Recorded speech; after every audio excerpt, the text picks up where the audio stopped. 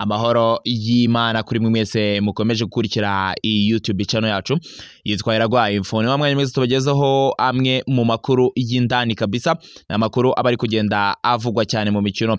Reka uyu munsi tugaruke ku ikipe y'igihugu Amavubi ifite imwe mu mikino ya gishuti igiye ikomakomeye iraza kuba ikina muri uku kwezi kwa gatandatu tugiye kwinjiramo. Ikipe y'igihugu Amavubi iraza kuba icakirana n'ikipe y'igihugu Algeria mu mikino ya gishuti baraza kuba bakina muri uku kwezi kwa gatandatu. Hari abakinnyi, hari amasura mashyashya araza kuba agaragara mu ikipe y'igihugu y'abakinnyi bahamagawe bwa mbere bakina ku mugabane w'i Burayi. Abo bakinnyi rero ubu nibo tugiye kurebera hamwe. Umutoza w'ikipe y'igihugu Adel Amrouche araza kuba yitabaza bamwe mu bakinnyi bagaragaye bwa mbere mu ikipe y'igihugu Amavubi bakina ku mugabane w'i Burayi. Abo bakinnyi ni abakinnyi batanu ugiye kuba nkubwira baraza kuba bagaragara mu bakinnyi baraza kuba bahamagarwa n'uyu mutoza w'umwarabu utoza ikipe y'igihugu Amavubi Adel Amrouche. Yitwa Iragwa Info. Nimba utarakanda subscribe ukawukanda subscribe kugira ngo tujye tubana mu biganiro byacu bya buri munsi. Witwa Samuel Gueret wa La Louvière, uyu nguyu nagaraza kuba agaragara mu ikipe y'igihugu Amavubi nyuma y'uko ikipe ye izamutse mu cyiciro cya mbere mu gihugu cy'Ububirigi. Uyu mukinnyi yabitangaje mu butumwa yageneye umwe mu waje kuba abimubaza nimba azitabira imikino ya gishuti ikipe y'igihugu Amavubi. Yavuze ko ubutumire yaje kuba bubona ariko atari buze kuba agaragara kubera ikibazo cy'imvune yaje kuba agira, atameze neza rero adashobora gukina n'umukino wa shampiyona baherukaga gukina. Uyu mukinnyi yaje kuba agiramo ikibazo cy'imvune, rero ibingibi biraza kuba bituma atagaragara mu butumire bw'ikipe y'igihugu Amavubi.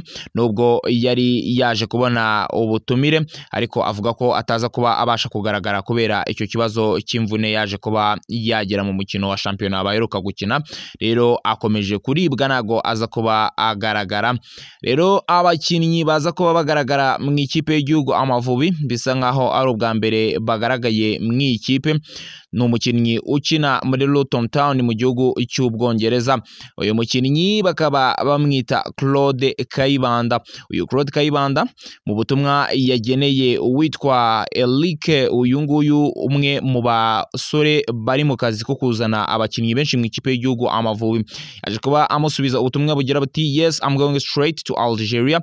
Ni mu gihugu cya Algeria azahurira n'abandi aho baraza kuba bakina umukino wa gishuti. Akina muri Luton Town mu cyiciro cya kabiri mu gihugu cy'Ubwongereza muri Championship, imwe muri shampiyona zikomeye kuri iyi si ya nyagasani mu mupira w'amaguru.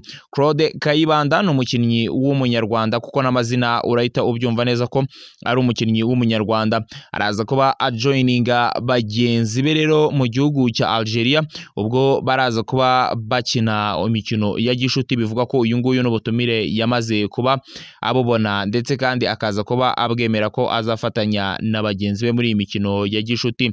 Iyo ni isura nshya ya mbere iraza kuba igaragara mu ikipe y'igihugu Amavubi mu bakinnyi batanu nakubwiye ngiye kuba nkugezaho ahangaha baraza kuba bagaragara bwa mbere mu ikipe y'igihugu Amavubi. Si uwo gusa kuko hari uwitwa Del Nkurikiye Imana akina Den FC ni mu gihugu cy'Ububirigi.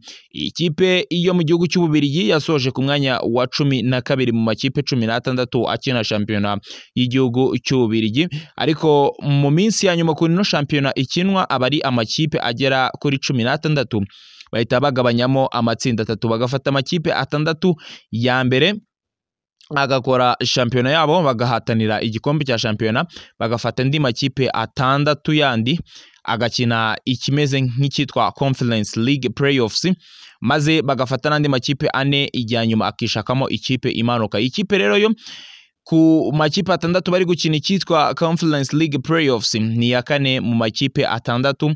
Ikipe ya Nkurikiye Imana iri ku mwanya wa 4 muri ayo makipe 6. Mu makipe yandi 4 arwana no kumanuka arimo n'iya Hakim Sahab yaje kuba asezera. Rero uyu musore wa Dundee FC araza kuba agaragara nk'isura nshyashya mu bakinnyi baraza kuba bitabazwa n'ikipe y'igihugu Amavubi. Baraza kuba bahurira mu gihugu cya Algeria kuza kuba bakina umukino wa gishuti n'ikipe y'igihugu ya Algeria. Uyu yitwa Darren Nkurikiye Imana akina muri Dundee FC, nawe rero muraza kuba mumubona kugana mu ikipe y'igihugu Amavubi iraza kuba ikina na Algeria umukino wa gishuti muri uku kwezi kwa gatandatu kabisa, aho bakina imikino mpuzamahanga, ariko kubera u Rwanda nta mikino bafite baraza kuba bakina imikino ya gishuti. Si uwo nguwo gusa kuko hari uwitwa Ari Enzo Harmon, uyu nguyu akaba afite papa we wakiniye ikipe y'igihugu Amavubi bamwita Yves Mudeyi. Uyu musore nubwo yakiniye ikipe y'igihugu y'abatarengeje imyaka 17 y'Abafaransa, mama we avuga ko byamushimisha cyane kuza kubona umuhungu we ufite papa we wakiniye ikipe y'igihugu Amavubi agaragara mu ikipe y'igihugu ye ya nyayo, akaba ari ikipe y'igihugu kimubyara, akaba ari Amavubi na papa we yaje kuba akinira. Uyu musore wa Mudeyi Yves akinira yitwa Anglun Shahan FC, ni muri Nation 2, ni mu cyiciro gisa nkaho twavuga nk'ari cya gatatu mu gihugu cy'Ubufaransa. Uyu musore wahamagawe mu ikipe y'abatanisha imyaka 17 mu gihugu cy'Ubufaransa rero araza kuba agaragara mu mukino wa gishuti bafitanye n'ikipe y'igihugu Amavubi ifitanye n'igihugu cya Algeria, nta gihindutse kuko ari ababyeyi be batewe ishema cyane no kuba baravugishijwe n'umutoza w'ikipe y'igihugu Amavubi bamwita Adel Amoulouchi ko yahamagara uyu musore wabo ukina ku ruhande rw'ibumoso ahazwi nko kuri gatatu, kuba yaza kuba atanga umusanzu we mu kubaka igihugu cye aricyo u Rwanda, ari naho ababyeyi be bavuka. Uwo Adel Amoulouchi si uwo mukinnyi wenyine araza kuba azana mu ikipe y'igihugu Amavubi, kuko uwitwa Noam Emeran wa FC Groningen ni mu cyiciro cya mbere mu gihugu cy'Ubuholandi. Uyu mukinnyi bivuga ko yagakwiye kuba yaraje mu mikino y'ubushize ubwo bakinaga na Lesotho ndetse na Nigeria. Uyu mukinnyi araza kuba agaragara mu mukino wa gishuti baraza kuba bakina n'igihugu cya Algeria. Uyu mukinnyi wakunzwe kwifuzwa cyane n'ikipe y'igihugu Amavubi kuko akina atayizamu, kandi u Rwanda kabiri nabo bafite ikibazo wavuga nkaho gikomeye cyane. Kera kabaye rero uyu mukinnyi araza kuba yitabira ubutumire bw'ikipe y'igihugu. Uwitwa Noah Uwimana, uyu nguyu nyuma yo kwitabira ubutumire bw'ikipe y'igihugu Amavubi akaza kuba avunika, akaza guhita asubira mu gihugu cya Amerika mu ikipe yakiniraga.